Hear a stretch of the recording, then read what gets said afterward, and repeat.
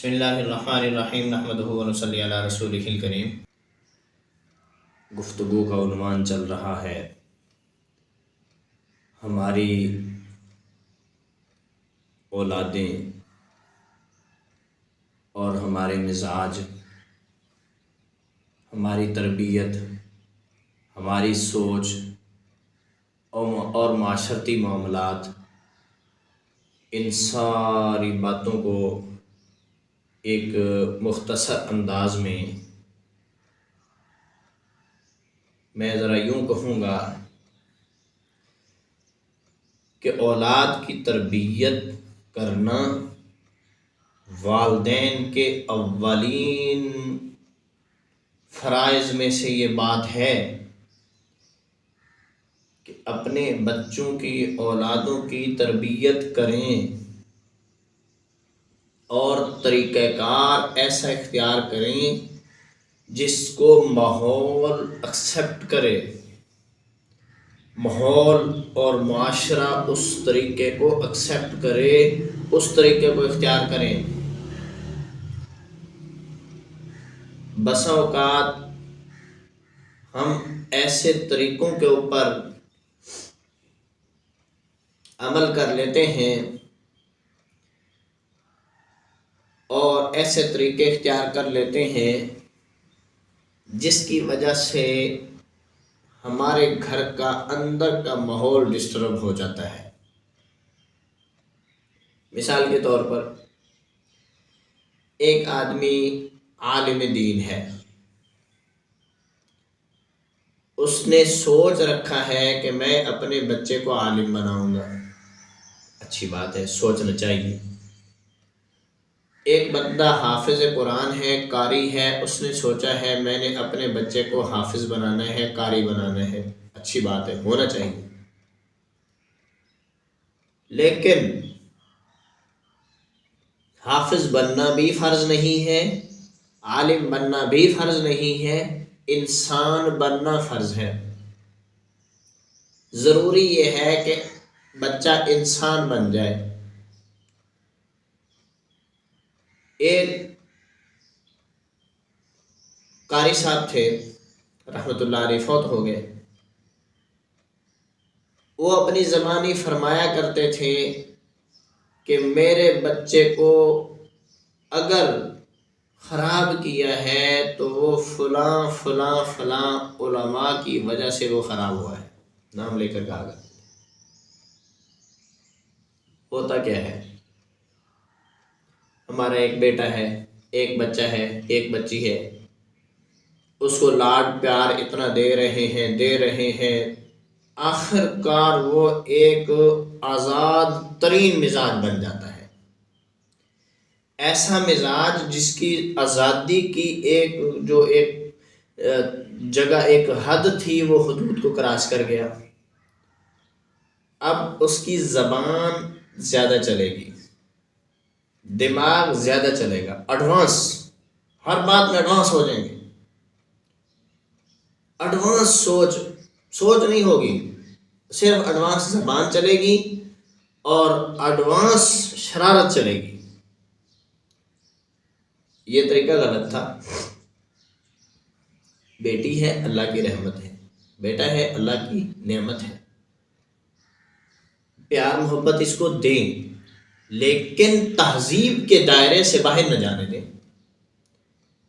پیار محبت اتنا دیں کہ حضرت امام حسین رضی اللہ تعالیٰ عنہ نبی کریم صلی اللہ علیہ وسلم کے کندھوں پر، آپ کی کمر مبارک پر کھیل رہے ہوتے تھے اور آپ بچوں سے پوچھ رہے ہوتے تھے کہ آپ کی سواری کیسی ہے۔ بچوں کو پیار دیں، محبت دیں، کیا ہوتا ہے۔ لیکن وہی امام حسین رضی اللہ تعالیٰ عنہ صدقے کی کھجوریں پڑی ہوئی ہیں، ایک کھجور اٹھا کر منہ میں رکھ لی، آپ نے منہ سے نکال دی، نہ بیٹا یہ نہیں کھانی، یہ ہمیں زیب نہیں دیتی۔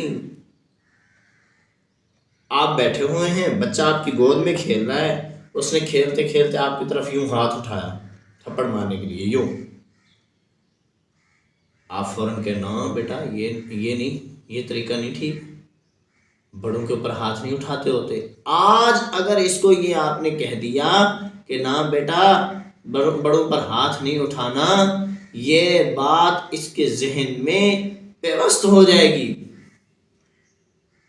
بجائے اس کے کہ آج اس نے ہاتھ اٹھایا ہم زور سے ہنس دیے، واہ واہ واہ بڑی بات ہے جی، اس نے تو اچھا کام کیا، بڑا بہادر ہے، یہ کہہ کر اس کو دلیر کر رہے ہیں۔ اب جب وہ 10 سال 12 سال 15 سال کا ہو گیا، اب اگر وہ ہاتھ اٹھاتا ہے تو کہتے تجھے تمیز نہیں ہے، تو بدتمیز ہو گیا ہے، تجھے سینس نہیں ہے، تو کس پر ہاتھ اٹھا رہا ہے؟ یہ باتیں اس وقت کرنے کی ضرورت نہیں ہے، آج بیٹا کہہ کر سر پہ ہاتھ پھیر کر یہ کہہ دیں کہ نہ بیٹا ایسے نہیں کرتے ہوتے، یہ جملہ کہنے، آج یہ جملہ کہا، 15 سال بعد اس کے ذہن میں یہ بات ہوگی کہ بڑوں پر ہاتھ نہیں اٹھاتے ہوتے، کبھی بھی ایسا نہیں کرنا، بچوں میں مساوات نہیں ہے، برابری نہیں ہے، ایک بیٹے کو کم سمجھنا،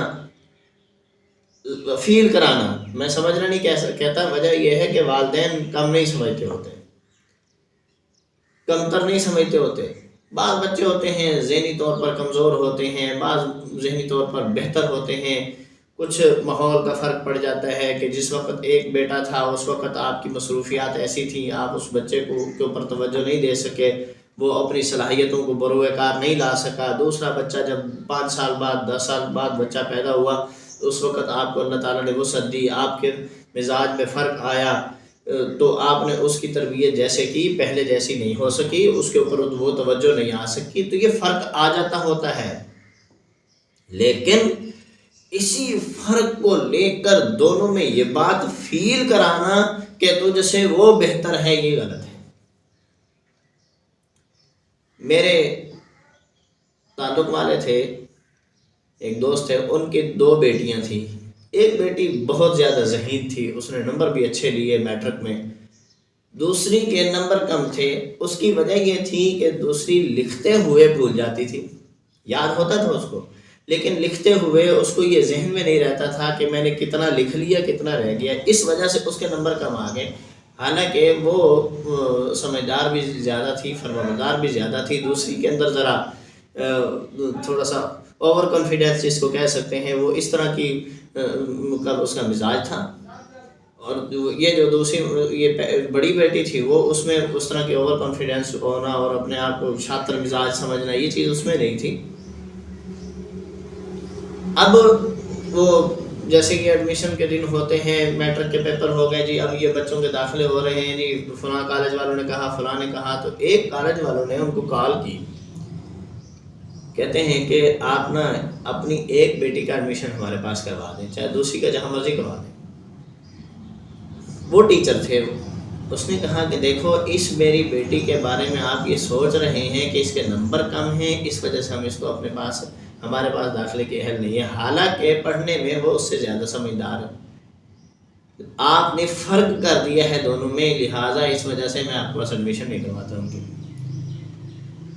یہ اب اس کی بات سمجھیں کہ اس نے اہمیت دی ہے معاشرے میں، لوگوں میں، اور وہ مجھے کہہ رہے تھے، کہتے کہ میں نے کبھی گھر کے اندر اس طرح فیلنگ نہیں دی ان کو، گھر کے اندر ایسی فیلنگ ان کو نہیں دی، باہر معاشرے میں لوگوں کے سامنے میں نے یہ بات کی ہے، بس اس میں تھوڑی سی خامی یہ ہے۔ اب وہ ٹیچر تھے، وہ سمجھ گئے کہ میری بیٹی کے اندر کہاں پر کیا کمزوری کیا آ رہی ہے۔ بس اوقات یوں ہوتا ہے، 3 بیٹیاں ہیں 1 بیٹا ہے، اور بیٹے کو اہمیت اتنی زیادہ دی جاتی ہے کہ بیٹیاں یہ سمجھنے پر، یعنی ان کے اندر یہ کیفیت پیدا ہو جاتی ہے، یہ سوچ پیدا ہو جاتی ہے کہ کاش ہم بیٹیاں نہ ہی ہوتی، یہ غلط ہے۔ بس اوقات بیٹی 1 ہے، 3-4 بیٹے ہیں، اب کیا ہے، اب اس کے برعکس ہو گیا ہے کہ کسی بیٹے کو کوئی اہمیت نہیں دی جاتی، رسپیکٹ نہیں دی جاتی، بیٹی کو بہت زیادہ اہمیت دی جاتی ہے، اس کی وجہ سے ان کے اندر احساس کمتری پیدا ہو جاتی ہے۔ یہ احساس کمتری کا شکار ہونا بچے کا، اور والدین کی وجہ سے ایسا ہونا، میں یہ بات بڑی وضاحت سے کہہ دوں، یہ بچہ معاشرے میں کامیاب نہیں ہو سکتا، یہ معاشرے میں کامیاب ہو ہی نہیں سکتا، احساس کمتری ہے۔ احساس کمتری کو ختم کرنا بچے کے اندر یہ والدین کے فرائض میں شامل ہے۔ مثال کے طور پر ایک بچہ ہے چھوٹا سا، وہ گر گیا، رونے لگ گیا، ماں اس کو اٹھاتی ہے، چومتی ہے، اس کے ساتھ پیار کرتی ہے، اس کو دلاسے دیتی ہے۔ یہ کرنے کی ضرورت نہیں ہے، بچہ بزدل ہو جائے گا۔ بچہ گر پڑا، اس کو اٹھاؤ، کوئی بات نہیں بیٹا، اس کو کسی نہ کسی بات کے لالچ لگا کر خاموش کرائیں، یوں اس کے ساتھ اس طرح ہمدردی کر کے اس کو بزدل بنانے کی ضرورت نہیں ہے۔ وہ چھوٹی چھوٹی باتوں کو لے کر بزدل بن جائے گا، بزدل اس کو نہیں بنانا ہمیں۔ بچہ تھوڑا بڑا ہو گیا، اب آگئی بات تعلیم پر۔ اب ہم نے بچے کو جی پڑھانا ہے۔ اگر میری رائے لینا چاہتے ہیں تو میں یوں کہوں گا کہ والدین بچوں کو نہ پڑھائیں۔ ہوتا کیا ہے، یہ بات میں نے کیوں کی ہے، یہ بات میں بڑی وضاحت سے کہنا چاہتا ہوں۔ ذرا میں یوں کیوں کہہ رہا ہوں، وجہ یہ ہے بچے نے تعلیم حاصل کر لی، ایم اے کر لیا، ایم ایس سی کر لی، بی ایس کر لیا، اس نے ایل ایل بی کر لیا، پی ایچ ڈی کر لیا، کچھ بھی کر لیا، والد نے کچھ بھی نہیں کیا ہوا، صرف بچے کو پڑھانے پہ زور لگا دیا۔ بچہ پڑھ گیا، پڑھتے ہوئے اس نے جب چھوٹا سا تھا اس وقت اس کی کلاس میں 15 لوگ تھے، 20 لوگ تھے۔ اب اس کے ذہن نے 15-20 لوگوں کو دیکھا اور ان کی ذہنیت کو سوچا سمجھا، اور اس کے اوپر اس نے اپنا مائنڈ سیٹ کر دیا کہ جیسے یہ بندہ ہے مجھے بھی ویسا ہونا چاہیے۔ اچھا یہ نہیں کیا تو اس نے ادھر سے پڑھا، ڈیجیٹل کلاسیں ہوئیں، اس میں اس نے دیکھا کہ یہ فلاں کارٹون ہے، وہ ایسے ایکٹنگ کر رہا ہے، یہ کر رہا ہے، وہ کر رہا ہے، اس نے وہ دیکھا۔ آپ کے گھر میں آیا، گھر میں والدین دونوں فلم لگا کر بیٹھے ہوئے ہیں، اس نے وہی چیز وہاں دیکھی، ادھر اسکول میں دیکھی، ادھر اسکول کے اسٹوڈنٹس میں دیکھی، کئیوں میں۔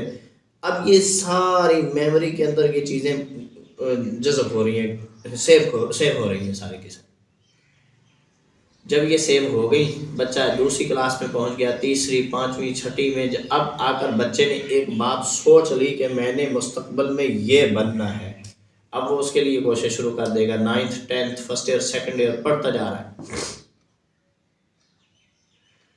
جب بچہ آ جاتا ہے 9th 10th میں، یہ بچہ جوان ہو جاتا ہے، بالغ ہو چکا ہے۔ اب اس کے رہن سہن کے سٹائل چینج ہو گئے، اب اس کے تعلقات چینج ہو گئے، اب اس کے فیلنگز چینج ہو گئیں، اب اس کی میموری کی سیونگ چینج ہو گئی۔ جو پہلے اس نے سیو کیا ہوا تھا، جو کچھ اس نے جمع کیا ہوا تھا، وہ بھی اس کے پاس ہے ایک نئے نظریے کے ساتھ۔ کیوں؟ اس کی زندگی نے موو کیا ہے بچپن سے جوانی کی طرف۔ جب اس نے بچپن سے جوانی کی طرف موو کیا ہے تو اب اس کی سوچ کے زاویے بدل گئے ہیں۔ اب والدین کی ذمہ داریاں کیا بنتی ہیں؟ والدین کو اس کے پرسنل معاملات کے اندر اس کو ایک طریقے کے ساتھ ہینڈل کرنے کی ضرورت ہے۔ مثال کے طور پر بچہ 10th کلاس میں پہنچا ہے، اس کو ایک بڑا موبائل لے کر دے دیا، بڑا پیکیج لگا کر دے دیا۔ اب اس کے تعلقات اور اس کے ریلیشن شپ وہ سارے باہر کے معاشرے میں گھوم رہی ہے۔ اب کیا کرنا ہے؟ اب بچے کی حرکات و سکنات کے اوپر نظر رکھنی ہے۔ بچے کی حرکات کیسی ہیں، بچہ اس وقت کیا کر رہا ہے، صرف نظر رکھنی ہے اور کنٹرول کرنا ہے ایک طریقے کے ساتھ۔ طریقہ کار کیا ہونا چاہیے؟ کہ طریقہ کار یہ ہونا چاہیے کہ اس کے ساتھ آپ کی ہمدردیاں زیادہ ہو جانی چاہیے، آپ کا وقت اس کے ساتھ زیادہ ہو جانا چاہیے، اس کے ٹیسٹ، اس کی ایکٹیویٹیز جو ہیں تعلیم کے حوالے سے ہیں، ان ساری کی ساری کو آپ کے سامنے اس کا رزلٹ ہونا چاہیے۔ آپ کو پتہ ہونا چاہیے اس کے 24 گھنٹے کیسے گزر رہے ہیں۔ کہیں غلطی کر رہا ہے تو اس غلطی کو ایسے طریقے کے ساتھ ہینڈل کریں کہ بچے کو برا بھی نہ لگے، ایسے طریقے کے ساتھ اس کو سامنے لائیں کہ وہ اس کے اوپر آپ کے ساتھ غلط ریئیکشن نہ دے۔ آپ فرما برداری بچپن سے سکھائی ہے، اب آ کر آپ اگر پیار سے بات سمجھائیں گے تو یہ بہت قریب ہے کہ یہ بات کو فوراً ایکسیپٹ کر لے گا، بہت قریب ہے۔ شرم و حیا پہلے سے سکھائی ہوئی ہے تو یہ اب آ کر شرم و حیا کے دائرے کے اندر رہے گا، یہاں سے نکلنے کی اس کو ضرورت نہیں ہے۔